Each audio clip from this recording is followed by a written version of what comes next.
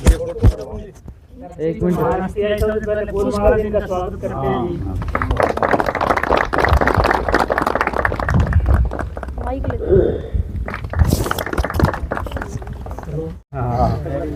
ले भाई काजला गांव में पहुंचे हैं और डॉक्टर साहब से बातचीत करेंगे जो इस देश में जितने भी किसान भाईयान है ना प्राकृतिक खेती सिखाने का मुद्दा ठा रखा है। कड़े भी देख लो इसने हर किसान के खेत में पहुंचे पाओगे, फेसबुक पर देख सको, यूट्यूब पर देख सको हो, डुंडा ठा रखा है। जितने भी जिंदगी बच रही है ना बाकी बच रही है उसमें लिख दिया है इसने किस्मत पर, खुद की किस्मत पर लिख दिया है भाई किसान नहीं तो मैं प्राकृतिक करा के छोड़ दूंगा खेती। बातचीत करांगे भाई इतना बड़ा लक्ष्य क्यों लिया है, आखिरकार आपकी औलाद खातर अलग तो पैसा कमा के भी इकट्ठा कर सकता परंतु एक किसान खातर तो कोई भी नहीं कर सकता। इतना बड़ा मुद्दा ठा रखा भाई साहब से बातचीत कराएं कौन सा गांव के हैं और हमारा काजला गांव इशार हरियाणा में पहुंचे हैं जो राजस्थान के बतावा हैं जी। नमस्कार जी। नमस्कार, राम राम। सबसे पहले आपका परिचय दीजिए। कानाराम भुमाल, हनुमानगढ़ जिला है राजस्थान में और पीलीबंगा तहसील खोथावाली गांव है जी। तो आपने जैसे आने का मकसद क्या है जी, सबसे पहले ये बताइए। यहाँ पर यहाँ आने का, यहाँ से कोई फोन गया कि आप प्राकृतिक खेती पे ऐसा कुछ बताते हो तो हमारे यहाँ भी बताइए। तो उस प्राकृतिक खेती की जो मेरे पास छोटी मोटी जानकारी है वो जानकारियाँ यहाँ सर्व करने आया था जी। जी जानकारी मैंने आपकी सुनी कि किसान को आप प्राकृतिक खेती सिखाओ या ऑर्गेनिक खेती भी कह लिया या इनमें दोनों में फर्क है जी? पहले ये बताइए। कोई फर्क को नहीं, कुल मिला के अपने जहर मुक्त खेती की तरफ चल रहे हैं जी। इसमें कोई फर्क नहीं है, फर्क पैदा करना ही नहीं है किसान को जी। फर्क करेंगे तो कोई अच्छा बुरा बताएगा, कोई भला बताएगा जी। फर्क है ही नहीं, अपने तो जहर मुक्त खेती करनी है जी। जो जिसके समझ आए वो करो जी। मैंने आपके एक तो जो पावरफुल खाद है भाई सब ने जरूरत पड़ा, यूरिया डीपी भाई दिमाग में बिठा रखा किसान का भी और चाहे मैं खुद किसान हूँ मेरा भी बिठा रखा भाई यूरिया डीपी बिना फसल पैदा होती है कौन भाई सब ने बेरा पटे। गोबर का खाद तो सारे यूज करे हैं परंतु गोबर का खाद यूज कर लिया। हमें बातचीत करांगे भाई फसल पर जो बीमारी आवा है वह कंट्रोल क्यों कोनी होती।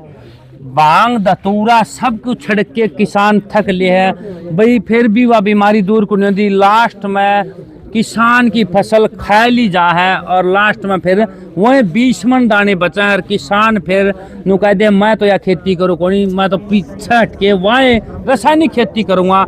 इस पर मुद्दा उठावांगे जी। राम राम जी। राम राम जी। देखो भाई साहब ये अभी जो एक तो जो बीज है जर्मिनेशन बीज जो है बीटी बीज है जो संकर नस्ल है उसका कई जगह प्रभाव देखा गया है पर ऐसी कोई बात नहीं है कि जहां अपने गौमूत्र नीम आक धतूरा इससे सड़ा करके किण्वन क्रिया करके उबाल करके आसवन विधि से जो अपने समझ आते हैं उससे करते हैं तो उसका परिणाम मिलता ही मिलता है जी, श्योर मिलेगा। दूसरा जैसे आपने पावरफुल खाद की बात करी जी सर, एक मिनट रुकिए जी। जी आपने नीम धतूरा ये उबाल लिए जी और सड़ा दिए, इनका सपरा कर दिया। सपरा तो सभी करते हैं किसान परंतु विधि का निबेरा किस टाइम पर करना है, कौन से दिन करना है जी? जी ज्यादातर प्रभाव है अगर अपने वैदिक खेती की तरफ जाएं, नक्षत्र खेती की तरफ जाएं, उसमें ये है कि आप जो अमावस्या का दिन है जी तो उससे पहले दिन, क्योंकि अमावस्या को बहुत सारे लोग करते नहीं जी, कई पूर्णिमा को बहुत सारे लोग नहीं करते जी। तो अमावस्या पूर्णिमा के पहले 2 दिन या दूसरे 2 दिन एकम दूज या 13-14 को जो भी अपने रसायन छिड़कते हैं जैविक रसायन छिड़कते हैं वो आप छिड़काव करिए, कंट्रोल होगा। कोई भी रोग है जल्दी कंट्रोल होगा जी। और प्रभावी उसका परिणाम दिखेगा खेतों में बहुत शानदार तरीके से। और दूसरी बात है कि जो करना कितनी जो मात्रा बताई जैसे अभी मैंने पहले बताया भी था उस मात्रा में बना करके 20 ml प्रति लीटर स्वाभाविक डोज है वो करिए, बहुत शानदार परिणाम है। 20 ml प्रति लीटर 100 लीटर में 2 लीटर मिला करके जी। ये मतलब अच्छा जी मैंने खुद ने प्रैक्टिकल करके देख रखी है धान की फसल में 500 लीटर की टंकी में 100 लीटर जी। कहीं भी मेरे से भी गलती हो सका है या किसी और से भी गलती हो सका है भाई आज हमें इस बात का फैसला करांगे भाई हकीकत के है जी। मेरे पकड़े गलती तो नहीं हुई है जी। मैंने 100 लीटर था जी मेरे पास पानी जिसमें 30 लीटर नीम, दतूरा और आकड़ा, हाँ 30 लीटर का जो पानी बना था भाई, ध्यान से सुन लियो। 30 लीटर में इतनी दवाई बनाई थी जी। 30 लीटर होगी, 30 लीटर लस्सी होगी जी, 30 लीटर गौमूत्र हो गया जी, और 30 लीटर हो गया जी अपना जो घर का बेस्ट है, जो गोबर। नहीं बेस्ट है, अच्छा खराब हाँ, जो हाँ। फल फ्रूट का वो ठीक है। 30 लीटर कितना हो गया जी? 1 क्विंटल हो गया, 1 20 हो गया। 1 20 हो गया जी। 1 20 में 500 लीटर में स्प्रे कर दिया जी, 2.5 एकड़ में जी। जी बताइए। तो ये तो मैंने कहीं बताया नहीं, अभी आपने सुना होगा। हाँ आपने मेरी बताओ जी। उसका प्रभाव आपको बहुत अच्छा भी मिल सकता है जी। अगर आपने अब उसको किस तरह सड़ाया है, उबाला था, सड़ाया था जी, उबाला जी। हाँ उबाला, तो उसका प्रभाव आपको नेगेटिव भी जा सकता है, क्यों आपने अत्यधिक कर दिया जी। जबकि अगर वो देखा जाए तो 10 लीटर ही पर्याप्त है जी। अब घी तो बहुत अच्छा है वैसे, आपको मैं बताऊं, पर 1 किलो घी पियेंगे तो 10 तो लगेगा जी। हाँ 10। और वही 1 किलो घी अगर महीना भर में लेंगे तो पोषण प्राप्त करेंगे, शक्ति मिलेगी उससे जी। तो ये तो एक समय का है, और आपने किस तरीके से डाला है, किस स्थिति में डाला है। अगर फसल सहन करने वाली है, पानी लगाया तो बहुत सारा, एक बार ज़्यादा भी डाल देते हैं तो सहन कर जाती है, पर उसको फसल को पानी की ज़रूरत है, और उसी समय आपने ये भी कर दिया तो फसल डाउन भी हो जाएगी, बैठ जाएगी जी। दोनों ही बात है। ले भाई एक बात और दाम पूछांगे भाई, जो मैंने दवाई बनाई थी उसके स्प्रे करे थे, 1 क्विंटल 20 किलो बैठा था, वो दान की अवस्था थी जी, दान की अवस्था बैल काट चुकी है जी, पौधा मतलब पकने में तैयार है जी। तो ये ज्यादा डोज का मैंने स्प्रे कराया था, तो पौधा पे कितनी मुसीबत आओगी जी? मुसीबत, पौधा बैठ सकता है, सारा पौधा जा भी सकता है, पौधा मतलब नष्ट भी हो सकता है, नष्ट भी हो सकता है जी। अब जैसे गौमूत्र का कई लोग आधो मतलब 5 लीटर गौमूत्र 5 लीटर पानी डालते हैं, उसका भी नेगेटिव प्रभाव पड़ता है जी। कई बार तो ऐसे, कई बार सुनते नहीं आते, सुनते हैं और वो एकदम गौमूत्र डाल दिया, जल जाती है फसल।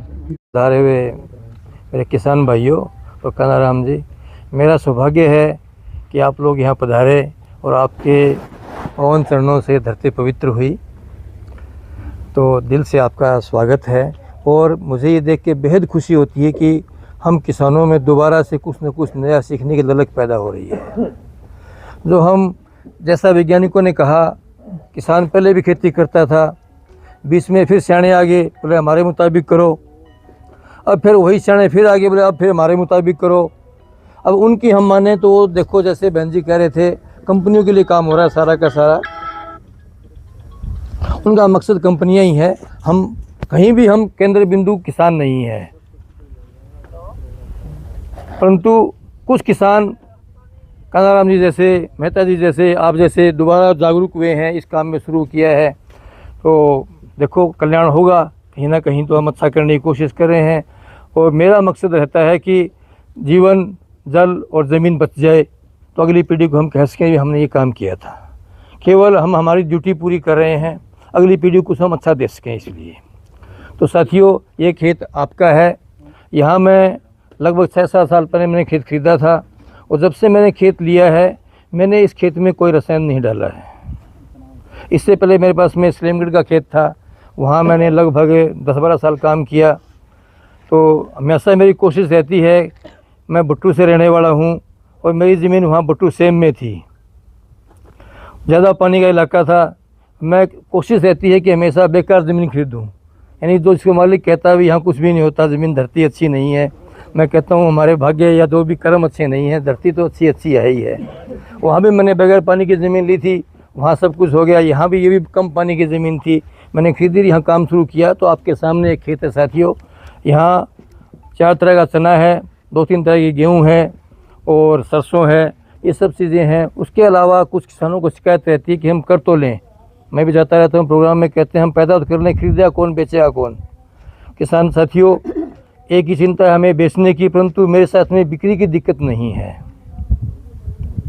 पैदा कम होता है, बिक्री की दिक्कत मुझे बिल्कुल नहीं है। यहाँ आप में भी बैठे होंगे, जानकारी भी बैठे होंगे, मैं गेहूँ बेचता हूँ 7,500 रुपये क्विंटल,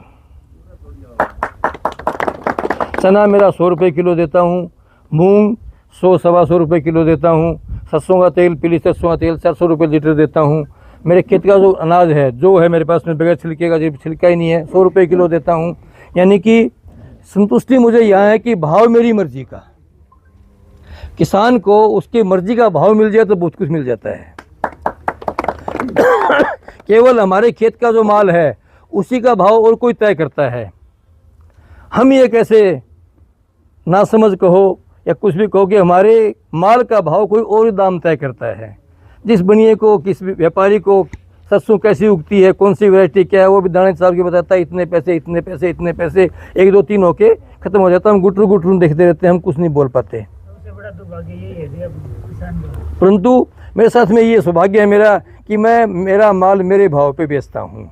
हाँ, जैविक, मैं देसी बीजों पे काम करता हूँ, सारा अनाज मेरा देसी है। तो देसी बीजों की खासियत ये है कि उनके उत्पादन कम है परंतु गुणवत्ता ज़्यादा है उनके अंदर। तो गुणवत्ता युक्त मैं अनाज देता हूँ, बेशक कम हो परंतु अच्छे भाव में बिकता है और गुजारा चल रहा है। परंतु ये बिल्कुल नहीं कह सकता साथियों कि इतनी आमदन होती है, इतनी आमदन होती है, इतनी आमदन होती है। नहीं, ऐसा कोई आमदन का ढेर नहीं है। उम्र के मुताबिक, मेरी दूरी के मुताबिक कई परिस्थितियाँ ऐसी है कि मैंने जो लिख भी रखा है कि सारे काम खुद से होते नहीं और मन मुताबिक करने वाला मिलता नहीं। तो काम नहीं भी हो रहे हैं परंतु कोशिश में है कुछ न कुछ नया करने की और सीखने के प्रयास में आप लोग भी इकट्ठे हैं और मैं भी हूँ। कानाराम जी से फेसबुक पे मैं भी देखता हूँ। आज मेरा सौभाग्य है कि आपको रूबरू देखने का, आपकी बात सुनने का सौभाग्य मिलेगा। आपसे हम सीखेंगे। शुक्रिया करने वाला भी आपका बहुत बहुत धन्यवाद। हमें अच्छी बातें बताइएगा।